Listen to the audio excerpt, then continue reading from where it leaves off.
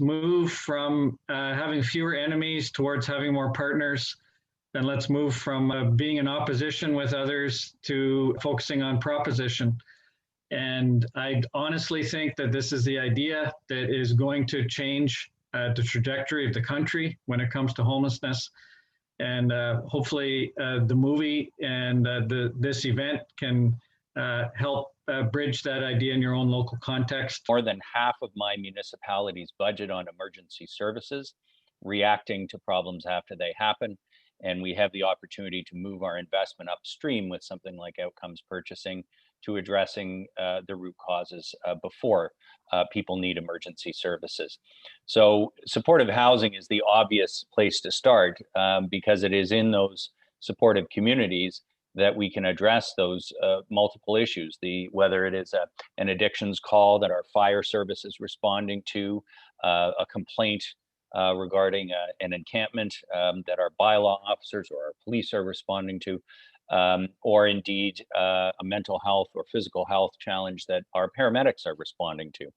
All of these budgets are based around a service model that needs to be updated by being brought upstream. And while prevention is something we all know well and is a branch of my fire department, my police department, even community paramedicine, which is practiced in Simcoe County very effectively, it is very much often the second tier to response. And we really need to think about the whole thing the other way around and prioritize preventing people ending up in crisis in the first place. And if all you cared about, and I know there are very few people on this call who would share this, but if all you cared about were dollars, it makes perfect business sense because we spend a fortune more on the crisis response, whether it's our hospitals, our justice system, or our emergency services, than we ever would properly housing people in the first place.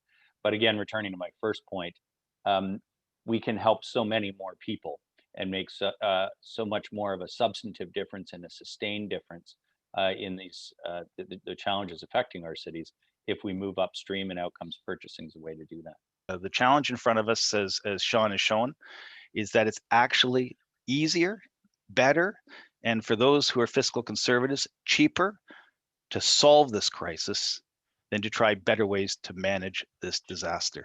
And we're in a disaster. You can't look at the tents in the parks across this country and not understand that. You can't take a look at the shelters and the row upon row of bunk beds with people who are struggling and not understand this. A few weeks ago, I was cleaning up after a homeless camp to volunteer in Winnipeg, Take Pride Winnipeg, and I putting stuff into the garbage bag and wondered, like, where was this person living? And I looked up and I noticed this big tree that had cracked, and there was a tarp inside the tree, and that was somebody's home for a chunk of the winter here in Winnipeg. And I think we're all on this call today because we've all had enough. We're drawing a line in the sand and saying this homelessness thing is got to stop. And we know what works.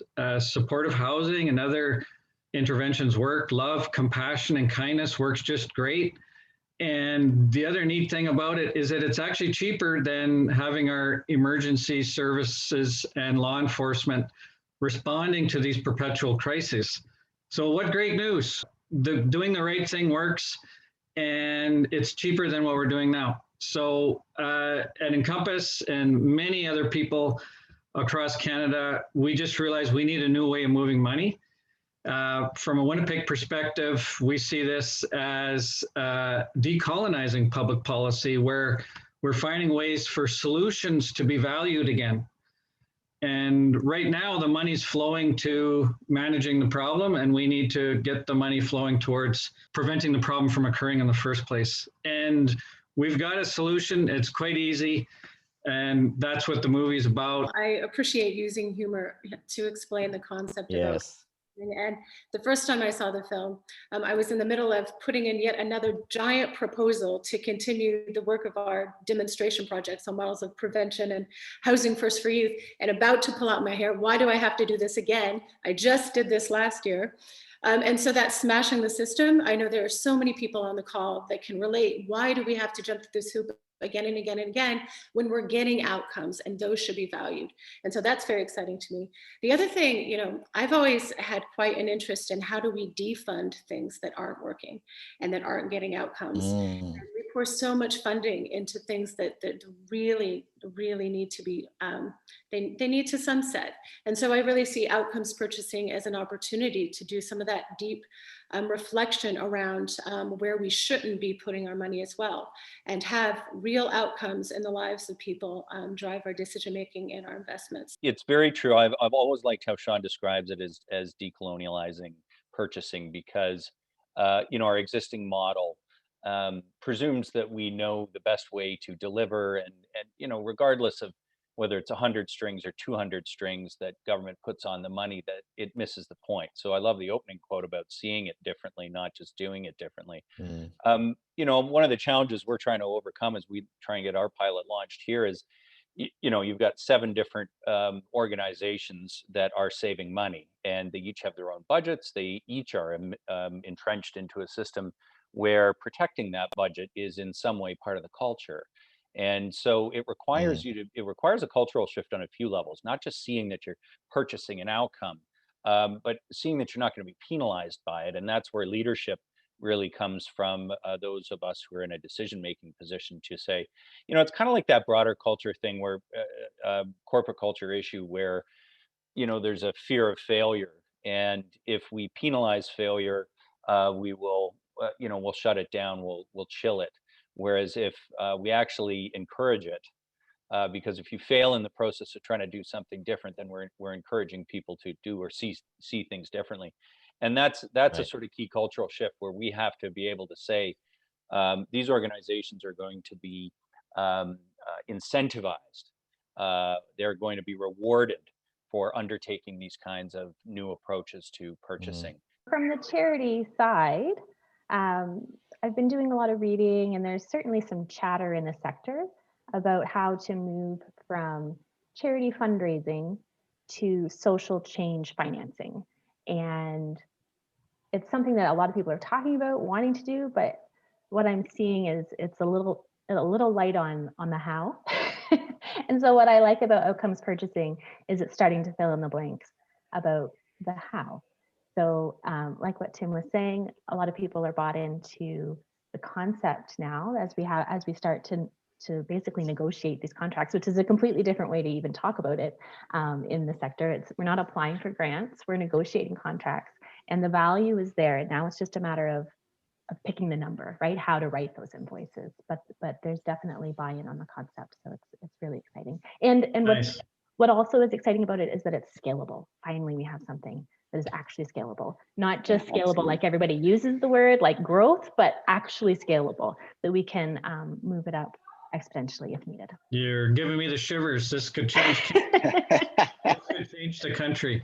Every government department or organization that we bring this to sees the value in it, sees the simplicity in it. And the trick usually is getting their heads around the shift to culture that it really requires to then recommend it back to their decision makers. I agree. There's quite a cultural shift. There's a paradigm shift inherent in what's being proposed here, and it's wonderful to hear a mayor who grasps it and is able to speak so clearly about it. I think one of the most hopeful things about this initiative is I spent a lot of time in the last 6 months with Steve Clark, Doug Ford's Minister of Housing. And if there's any two political organizations in this country more at each other's throat right now than the provincial government in Ontario and the federal government in Ottawa, I'd be happy to try and hear who you think they are, because it's vicious. And all we do is talk about this project. He gets it. He inherited his ministry and thought he was going to have to sit there and deal with a bunch of, progressive, sort of social agencies who were ready to protest in the front lawn of Queen's Park every day. And all of a sudden he tripped across this idea and he's sold. So for the moment, you've got a provincial minister who actually seems to understand it, has embraced it, and wants to do it. And you've got a federal government that's committed to ending chronic homelessness. There's all these foundations that want to they want to participate in social finance. And I think once the government starts to be able to, and these government related entities are able to purchase these services, will then all the foundations can start financing these projects, knowing that the government will come, as you said in the movie, once the work is done, and pay it back at that point. What drew me to social enterprise in the first place is that like these social problems that are existing that we all have like passions to support in one way or another are a result of the way that our system works. And our system is sort of like a part of capitalism, right? And like that, there are some negative repercussions of that. And it, like, in order to solve these problems, I think we need to use the same tools that have caused them as like part of the fight, you know? And if the nonprofit sector just operates in a completely different universe, then there's only so much that we're going to be able to get done. But when we're operating as like nonprofit businesses, like in the context of a social enterprise that's charging people for work and using that as a way to get people working, that's a really clear link in like how we can participate in the economy, but like also from social outcomes purchasing to say like, hey, we're, you know, that's kind of another step in this direction, right? It's like, we're not just asking for funding. It's like we know what our value is to this overall system. And that's not only with the warm and fuzzies, that's like with the financial side of it. So like, how can we kind of own that and claim that and get organized? And I think, you know, in our specific situation, like what we're trying to get funding to do as Raising the Roof is to build affordable housing and to use that affordable housing as a way to train and employ people with barriers to employment to actually build the housing and get jobs. And that's how Building Up has gotten linked into it. So I think like the idea of using social outcomes to create housing is also an opportunity to value like not only all the housing outcomes and the lack of emergency services that would come from having people properly housed, but also all the employment outcomes and the lack of incarceration and the lack of costs that come as a result of, I mean, even with employment, you know, you're taking someone off of Ontario Works and turning them into a taxpayer in an industry in the trades where people are making pretty good money, and there's an industry where people really need work.